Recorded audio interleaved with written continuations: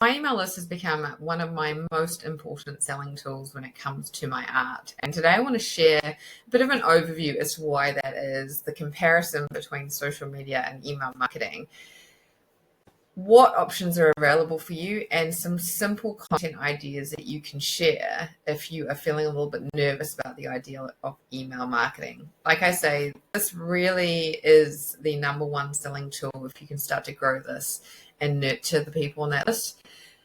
And I've created dozens of repeat buyers from my list. So some people buy from me 7, 8, 9 times so far, and they continually buy things when I put out new releases. So it really is so important. I know email marketing can feel a little bit yucky, a little bit scary at first, but I'm going to start to break it down, a little series of videos I'm going to do starting today. I'm going to dive into a little document I've created that summarizes really a high-level overview of why your email list and artist should be seen as your number one sales asset.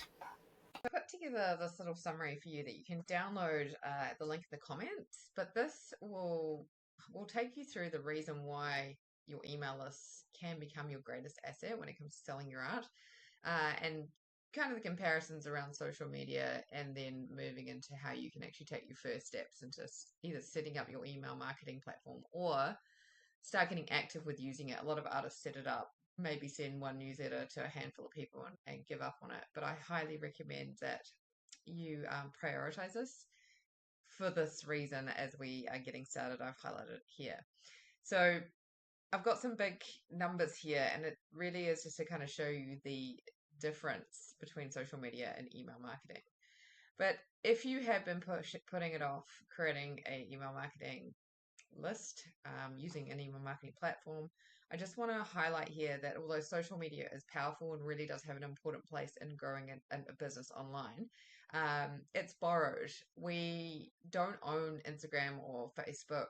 We can't control what they do with it. If it suddenly disappears because our account gets hacked or they shut it down for whatever reason, the algorithms change, it's out of our control potentially. So if you're growing a really, I guess, active and engaged base on your social media and you're not translating it to something that you actually own, there's a real risk that disappears. So your email list belongs to you fully and permanently. You own that data. If somebody gives you the email list address to be on your list, you have the responsibility of having that to contact them, and that is very, very valuable. To give you an idea of the difference in open rates or view rates, I guess is a better comparison. If you do social media well, you might get 5 to 10% of your following seeing a particular post. If it goes really, really well, it might be more, but generally it's 5 to 10% of the people who follow you might see it. If you are sending a really good email, 50 to 60% might open it. Now, my average would probably be around 45%, 45 to 50%, because some go well, some not so much. But the difference in the number of people on that list, on my email marketing list, seeing that content versus the number of people on my social media following seeing my content is so different, so massively different. And the key is here that when somebody joins your email list, they've done it because they've intentionally decided to really hear about what you're doing. They have a real, genuine interest in hearing more from you. They're not just scrolling past a feed and going, oh, I might follow them, and there's kind of this nonchalant maybe moment that they decide to do it. No, they've actually decided that you are allowed in their inbox and they want to hear from you more. So it's a completely different kind of relationship, and it has the ability to lead to sales, much more likely to lead to sales. So your email list is the only part of your online presence that you truly, truly own. So that's the first thing. Second thing, email works alongside social media, not instead of it. So we need both to kind of keep bringing people in to our world. So think of social media as your shop window. Here's what I've got going on. And your email list is kind of the VIP, the people who come into the store and are really seriously interested in checking out what you've got. So social media introduces you to new people, and email deepens the relationships with those people that are in your world. So they become your most warm, loyal audience, which means they're more likely to become buyers. So that gives you a kind of a summary of the difference. And it really goes deeper than that in the sense that while social media is constantly pulling new eyes to the top of your funnel, email is quietly doing something even more valuable. So it's turning one-time buyers into loyal collectors. So someone who's already purchased your work, they are so much more likely to purchase again. That first purchase opens the floodgates often. So the first purchase is key, and if you can get them buying from you and then going on your email list at the same time, that really does give you an amazing opportunity to make sure that they hear about everything first, to make sure that your new offers are in their inbox and they're definitely seeing it. So I have, like I say, lots of people have bought from me a number of times, some people nearly 10 times. So yeah, this is about seeing your email list as like that warm, familiar group of people who really love what you do. They're like your VIPs. So moving across to 3 things that make email work, because a lot of people do email marketing and it just doesn't work out for them. But there's 3 key components. One is a subject line that earns the open. So if your subject line is a little update or here's my newsletter, there's so many emails people get now, it's just going to fall into the back of their mind. They're not even going to open it, or it's going to start going to their promotions box because they've not opened all of the emails you've sent in the last year. So that's really important. The second thing is content that feels like conversation. The warmth, the feeling that you know them. You're sharing stories. You're sharing something interesting and real before trying to make an offer. And the third thing is a call to action to make it easier to say yes. A lot of artists are very passive, so they're not really clear on, you can buy this from me now or soon. Look out for it, or here, click here and you can buy it.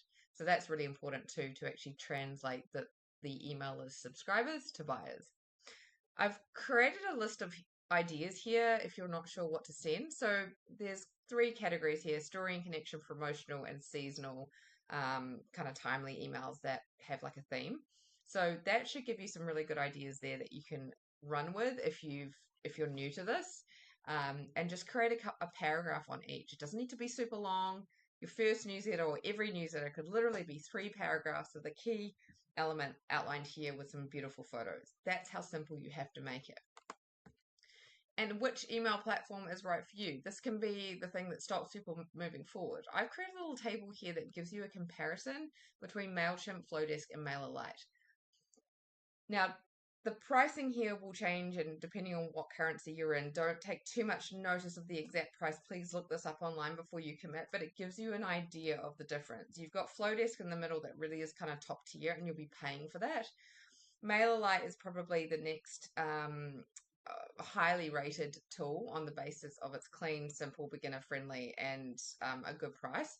Mailchimp is very similar to Mailerlite, but probably a little bit more complicated. However, a lot more analytics and automation if you're wanting to take this really seriously long term. I'm actually going to do another video where I'm going to go into detail setting up an account with all of these, and you can get a bit of a feel as to what they look like. I think that would be really helpful. It's something I wish I'd had when I started. So the next step, if you haven't started this, or maybe you have actually signed up and not done anything with it, but if you haven't, pick a platform and sign up for a free account. Just get it going, start exploring. Remember, all of these things take time to learn. We have to invest time to learn anything. So if you really want to take it this seriously, and I highly recommend you do, because like I say, it's created so many repeat buyers to me, it's crazy.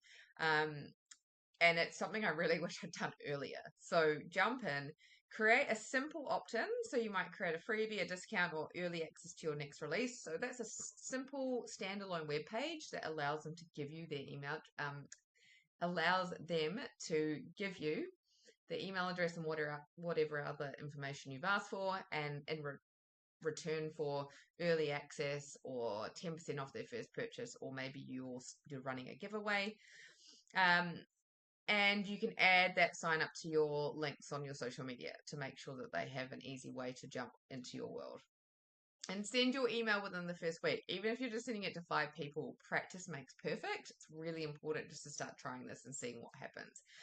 A lot of artists, and this is what I did at the beginning, you set it up, you get going, then you're like, I don't know what to post, so I'm going to put it off, and then you haven't emailed in 3 months. So we want to be out there at least every month, minimum, and that's how you stay top of mind. And that's the key with all marketing. We've got to be the top of mind of our buyers and make sure they're always thinking of us and the beautiful things that we're creating. So this is a reminder that it's your most loyal audience. treat them like they are amazing VIPs because they are. Okay, so really just think about how you can be really warm, really generous with your content, and people really love hearing updates from people they admire, especially artists. So I hope this helps you get a bit of an overview. Like I say, I'll do a little series on email, but here's some ways that you can find me on Instagram, my website. And if you're ready to go deeper on email marketing and actually start to think about how you have a marketing plan and a sales plan online to actually not only get your work visible and get real connection going, but make sales.